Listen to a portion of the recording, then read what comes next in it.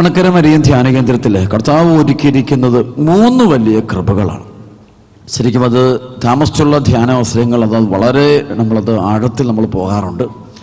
പരിശുദ്ധാത്മാവിൻ്റെ വലിയൊരു പ്രവർത്തനം പഠിപ്പിക്കാറുണ്ട്, എന്നെ ശരിക്കും പഠിപ്പിക്കാറുണ്ട്. അവർക്ക് പറഞ്ഞ ഹല്ലേലൂയ. 3 വലിയ കൃപകളിൽ ഒന്നാമത്തെ കൃപ പാപമോചനത്തിൻ്റെ കൃപയാണ്. ആളുകൾ അവിടേക്ക് വരുന്നതിൻ്റെ തന്നെ ഒരു വലിയ ലക്ഷ്യം വലിയ അനുതാപത്തോടെ പശ്ചാത്താപത്തോടെ പാപങ്ങൾ ഏറ്റുപറഞ്ഞു കുമ്പസാരിക്കാനാണ്. അവർക്ക് പറഞ്ഞ ഹല്ലേലൂയ, ഹല്ലേലൂയ. അതായത് സങ്കീർത്തനം 32 1 തൊട്ട് 6 വരെയുള്ള വചനം, അതിക്രമങ്ങൾക്ക് മാപ്പും പാപങ്ങൾക്ക് പൊറുതിയും ലഭിച്ചവൻ ഭാഗ്യവാൻ. എന്നിട്ട് പറഞ്ഞ് അതിക്രമങ്ങൾക്ക് മാപ്പും, പോരല്ല ഉച്ചത്തിൽ പറഞ്ഞ് അതിക്രമങ്ങൾക്ക് മാപ്പും പാപങ്ങൾക്ക് പൊറുതിയും ലഭിച്ചവൻ ഭാഗ്യവാൻ. കർത്താവ് കുറ്റം ചുമത്താത്തവൻ ഭാഗ്യവാൻ.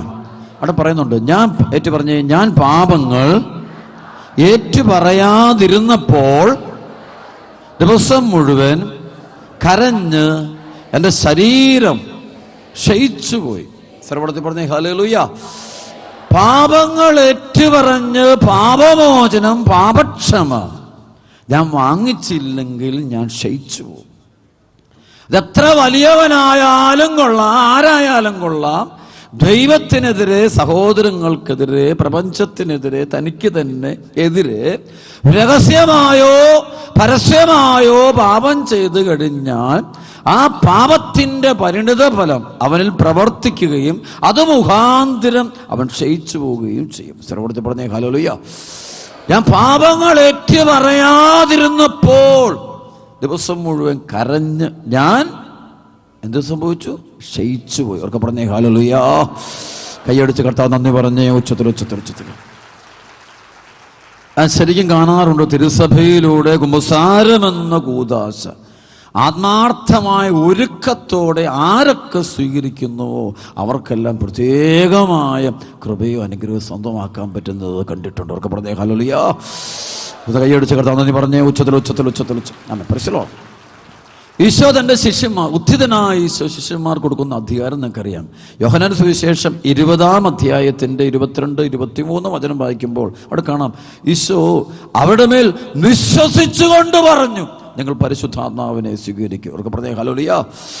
നിങ്ങൾ പരിശുദ്ധാത്മാവ് അനുസരിച്ച് നിങ്ങൾ ആരുടെ പാപങ്ങൾ മോചിക്കുന്നുവോ അവ അവരുടേത് മോചിക്കപ്പെട്ടതായിരിക്കും. നിങ്ങൾ ആരുടെ പാപങ്ങൾ ബന്ധിക്കുന്നുവോ അത് അവരുടേത് ബന്ധിക്കപ്പെട്ടതുമായിരിക്കും. അവർക്ക് പറഞ്ഞേ ഹല്ലേലൂയ. അത് പാപമോചനം കൊടുക്കാൻ പറയാം. അപ്പസ്തോലന്മാർക്ക് ഈശോ കൊടുക്കുന്ന ഏറ്റവും വലിയ അധികാരം പാപമോചനത്തിൻ്റെ അധികാരവും പാപമോചനം. അതുകൊണ്ടാണ് സഭയിലൂടെ നമ്മൾ കുമ്പസാരമെന്ന കൂദാശയിലൂടെ ആ കെട്ടഴിക്കുകയാണ്. അവർക്ക് പറഞ്ഞേ ഹല്ലേലൂയ. ശബ്ദമോടെ പറഞ്ഞേ ഹല്ലേലൂയ, ഹല്ലേലൂയ, ഹല്ലേലൂയ. അവർക്ക് പറഞ്ഞേ ഹല്ലേലൂയ. യേശുവേ ആരാധന, ഹല്ലേലൂയ.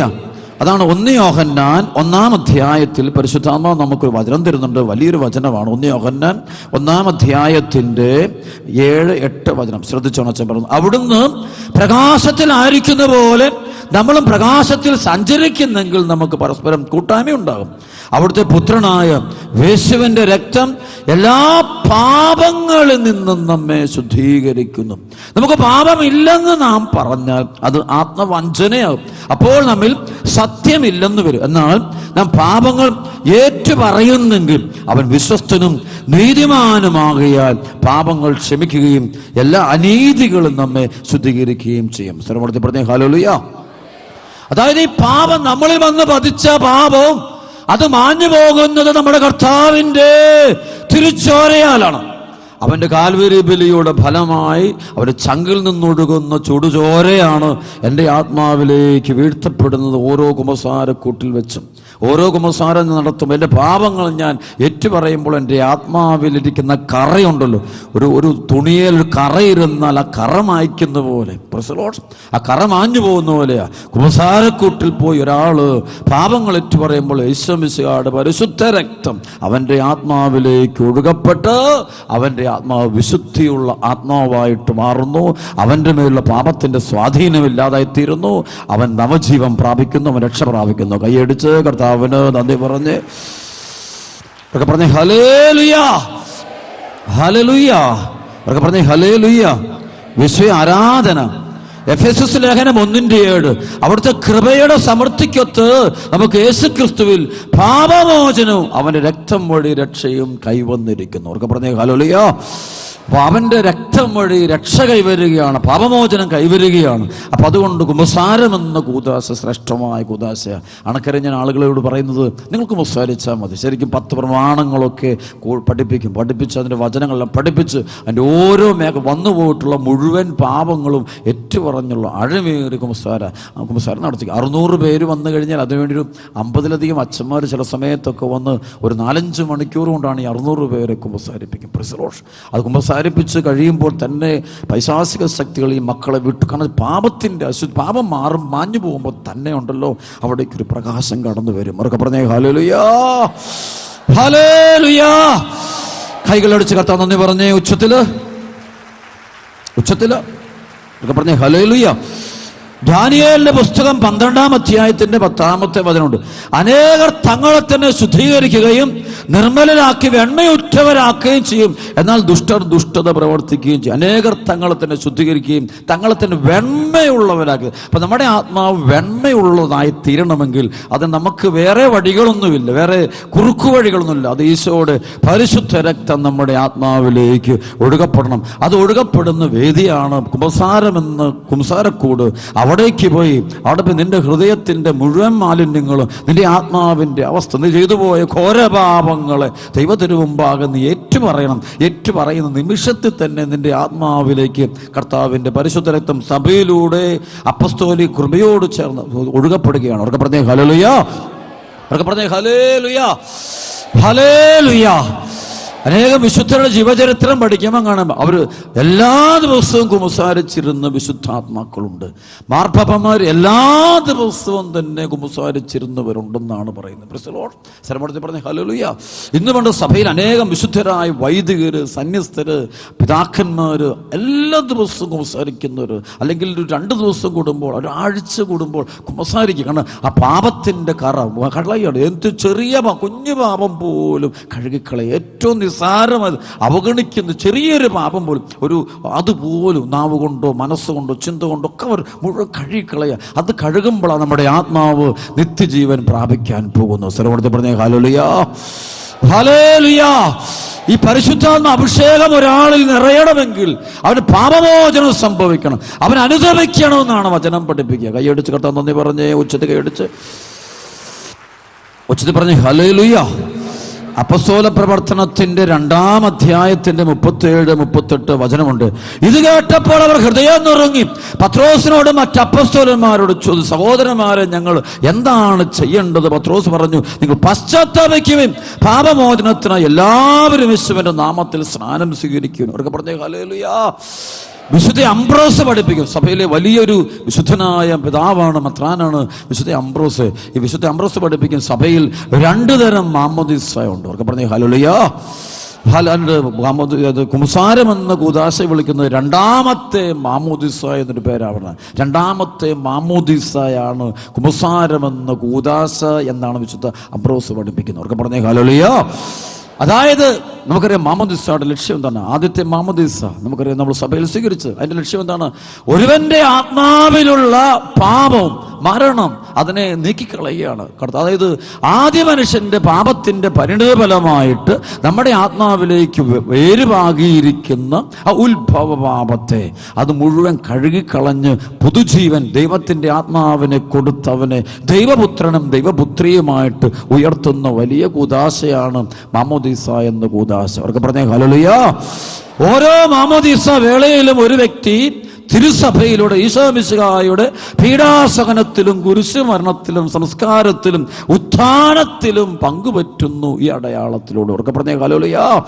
ആണ് ഈശോ ലോകമെങ്ങാടും പോയി നിങ്ങൾ സമസ്ത സൃഷ്ടികളോട് സുവിശേഷം പ്രസംഗിക്കുകയും പിതാവിൻ്റെയും പുത്രൻ്റെയും പരിശുദ്ധാത്മാവിൻ്റെ നാമത്തിൽ സ്നാനം കൊടുക്കാൻ പറയുന്നത് അവൻ്റെ ആത്മാവിലുള്ള പാപത്തെ, നിത്യജീവന് തടസ്സമായി നിൽക്കുന്ന, നിത്യരക്ഷയ്ക്ക് തടസ്സമായി നിൽക്കുന്ന, സ്വർഗീയ ജീവിതത്തിന് തടസ്സമായി നിൽക്കുന്ന, മരണാനന്തരമുള്ള നിത്യ സൗഭാഗ്യത്തിനും തടസ്സമായി നിൽക്കുന്ന അവൻ്റെ ആത്മാവിലുള്ള പാപത്തെയും മരണത്തെയും ഇല്ലാതാക്കിക്കൊണ്ട് അവന് പുതുജീവൻ കൊടുക്കുക എന്നുള്ളതാണ് മാമോദീസ എന്ന കൂദാശയിലൂടെ പരിശുദ്ധാത്മാവ് സഭയിലൂടെ ചെയ്തുകൊണ്ടിരിക്കുന്നത്. അവർക്ക് പറഞ്ഞേ ഹല്ലേലൂയ.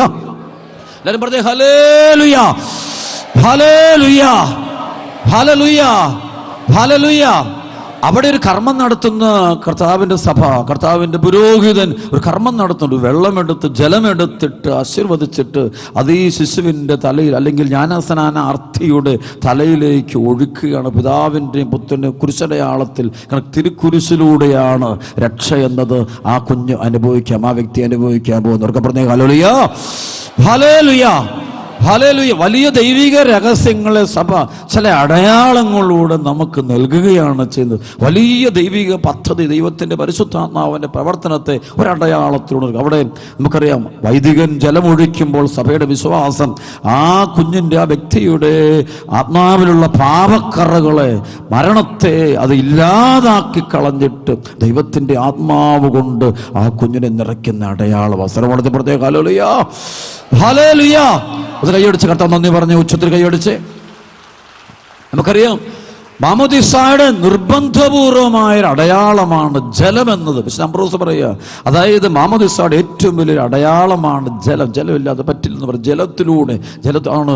വീണ്ടും നമുക്കറിയാം, യോഹന്നാന്റെ സുവിശേഷം 3-ാം അധ്യായത്തിന്റെ 1 മുതൽ 5 വരെയുള്ള വചനം വായിക്കുമ്പോൾ ഈശോ നിക്കോദേമോസിനോട് പറയുന്നുണ്ട്, ജലത്താലും ആത്മാവിനാലും വീണ്ടും ജനിക്കുന്നില്ലെങ്കിൽ ഒരുവനും ദൈവരാജ്യത്തിൽ പ്രവേശിക്കുക സാധ്യമല്ല. അവർക്ക് പറഞ്ഞേ ഹല്ലേലൂയ.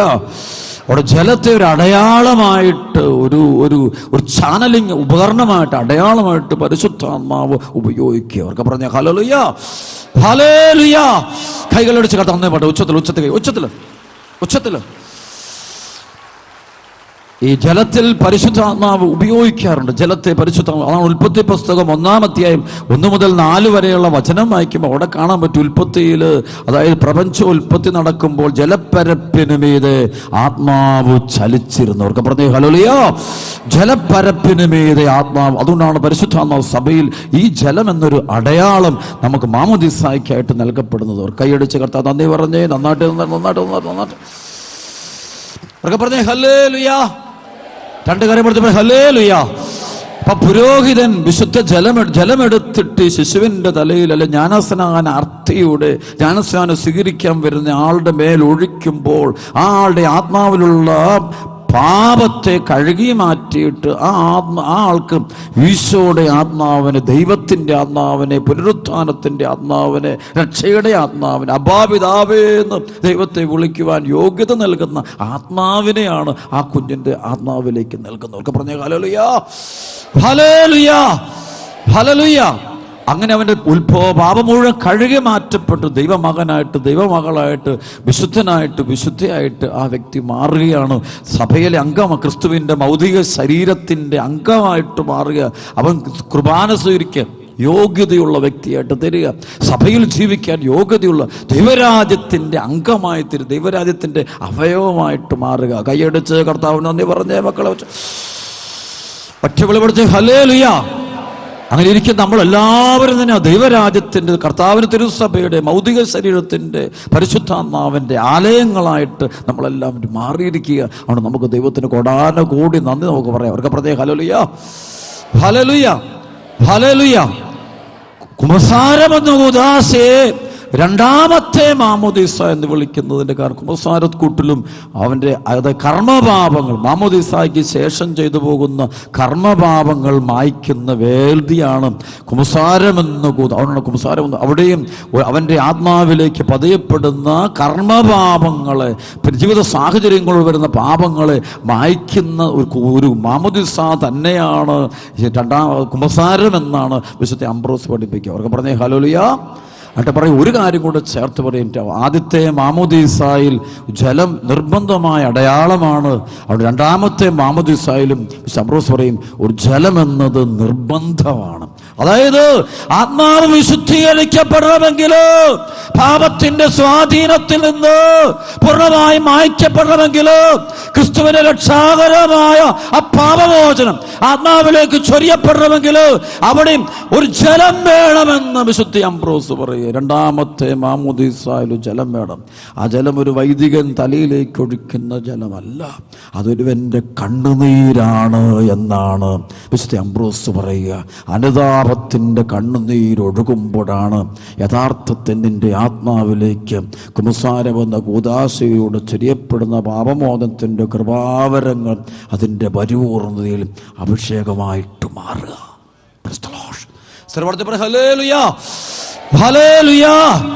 കൈകളടിച്ച് തന്നെ പറഞ്ഞേ, ഉച്ചത്തിൽ കൈയടിച്ച്, ഉച്ചത്തിൽ കൈയടിച്ച് പോരെ. കട്ടഴിയണം, അടിയട്ടെ, ഇപ്പൊ തന്നെ അടിയട്ടെ, ബന്ധനം അടിയട്ടെ, മൊത്തം അടിയട്ടെ, പൈശാശക്തിയൊക്കെ വിട്ടുപോട്ടെ, എല്ലാ മക്കളെയും വിട്ടുപോട്ടെ. രണ്ട് കരം എഴുതി പറഞ്ഞേ, ഹല്ലേലൂയ, ഹല്ലേലൂയ, വിശ്വേ ആരാധന, വിശ്വേ ആരാധന, ഹല്ലേലൂയ, ഹല്ലേലൂയ. നമുക്കറിയാം, ഈശോ പാപിനിയുടെ പാപം മോചിക്കുന്ന വലിയ സംഭവം നമ്മൾ ദൈവവചനത്തിൽ വായിക്കാറുണ്ട്. അതായത് പാപിനി കർത്താവ് ശിമയോന്റെ വീട്ടിൽ ഈശോ ഭക്ഷണത്തിനിരിക്കുമ്പോൾ അവിടെ പാപിനി കയറി ചെന്നിട്ട് കർത്താവിൻ്റെ പാദത്തിലേക്ക് മുട്ടുമേ നിന്നിട്ട് വാവിട്ട് കരഞ്ഞ് കർത്താവിൻ്റെ പാദം തൻ്റെ കണ്ണീര് കൊണ്ട് കഴുകുന്നു. കണ്ണീര് കൊണ്ട് കഴുകുന്നു. ഇത് പരിശുദ്ധാത്മാവിലല്ല പലരും നിറയാതിരിക്കുന്നതിൻ്റെ കാരണം പാപത്തെക്കുറിച്ചുള്ള പശ്ചാത്താപമില്ല, അനുതാപമില്ല, അനുതാപത്തിൻ്റെ മൈൻഡില്ലത്, ദുഃഖമില്ല. ഞാൻ എൻ്റെ ദൈവത്തെ വേദനിപ്പിച്ചു. സ്നേഹം തന്നെയായ ദൈവം, സ്നേഹം തന്നെയായ ദൈവം, എന്നോട് കരുണ കാണിക്കുന്ന ദൈവത്തെ, എന്നെ വീണ്ടെടുത്ത ദൈവത്തെ, എനിക്ക് വേണ്ടി കാൽവരിയിൽ രക്തം ചിന്തി മരിച്ച എൻ്റെ കർത്താവിനെ ഞാൻ എൻ്റെ പാപപ്രവർത്തികൾ, അഹങ്കാരത്തിൻ്റെ, അസൂയയുടെ, പരദൂഷണത്തിൻ്റെ, അശുദ്ധിയുടെ, അഹങ്കാരത്തിൻ്റെ പ്രവർത്തികൾ കൊണ്ട് ഞാൻ ദ്രോഹിച്ചു. ഞാൻ അയൽക്കാരനെ ദ്രോഹിച്ചു, അപ്പനെ ദ്രോഹിച്ചു, അമ്മയെ ദ്രോഹിച്ചു, ഭാര്യ ഭർത്താവിനെ, മക്കളൊക്കെ ദ്രോഹിച്ചു, സഭയെ ദ്രോഹിച്ചു, ദൈവരാജ്യത്തെ ദ്രോഹിച്ചു. ആ ഒരു പശ്ചാത്താപത്തിൻ്റെ അനുഭവം പോവില്ല. പശ്ചാത്താപം കുറഞ്ഞാൽ അഭിഷേകം കുറവ്. ഏത് കൺവെൻഷന് പോക്കോ, ഏത് ധ്യാനത്തിന് പോക്കോ, എവിടെ പോയാലും പശ്ചാത്താപത്തിൻ്റെ കണ്ണുനീരൊഴുകിയെങ്കിലേ സ്വർഗത്തിൽ നിന്നുള്ള കൃപയുടെ അഭിഷേകം നിന്റെ ആത്മാവിലേക്ക് പെയ്ത് ഇറങ്ങിപ്പെടുകയുള്ളൂ എന്ന് നീ തിരിച്ചറിഞ്ഞുകൊള്ളണം. സർവ്വത്തിൽ പറഞ്ഞേ ഹല്ലേലൂയ, രണ്ട് കരം എടുത്ത് പറഞ്ഞേ ഹല്ലേലൂയ. ഈ ദുഃഖമുണ്ടാകണം, ആന്തരികമായ ദുഃഖമുണ്ടാകണം. ആ ദുഃഖം ഒരു കുറ്റബോധമല്ല. കുറ്റബോധം എന്ന് വെച്ച് കഴിഞ്ഞാൽ നിരാശയിലേക്ക്, അതാണ് യൂദാസിലുണ്ടായത് കുറ്റബോധമാണ്. പക്ഷെ ദൈവമക്കളുണ്ടാകുന്ന കുറ്റബോധമല്ല, പാപബോധമാണ്. സർവ്വത്തിൽ പറഞ്ഞേ ഹല്ലേലൂയ, രണ്ട് പറഞ്ഞ ഹല്ലേലൂയ.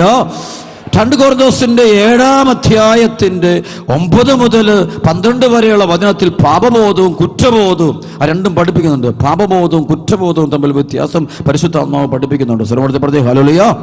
പൗലോസ് പറയാ, നിങ്ങളെ ദുഃഖിപ്പിച്ചത് കൊണ്ടല്ല, മറിച്ച് നിങ്ങളുടെ ദുഃഖം പശ്ചാത്താപത്തിലേക്ക് നയിച്ചത് കൊണ്ടാണ്. നിങ്ങളുടെ ദുഃഖം ദൈവഹിത പ്രകാരമായിരുന്നുകൊണ്ട് ഞങ്ങൾ വഴി നിങ്ങൾക്കൊരു നഷ്ടവും ഉണ്ടായില്ല. ദൈവഹിത പ്രകാരമുള്ള ദുഃഖം രക്ഷാകരമായ പശ്ചാത്താപം ജനിപ്പിക്കുന്നു. അതിൽ ഖേദത്തിന് അവകാശമില്ല. എന്നാൽ ലൗകികമായ ദുഃഖം മരണത്തിലേക്ക് നയിക്കുന്നു. സർവ്വത്തിൽ പറഞ്ഞേ ഹല്ലേലൂയ.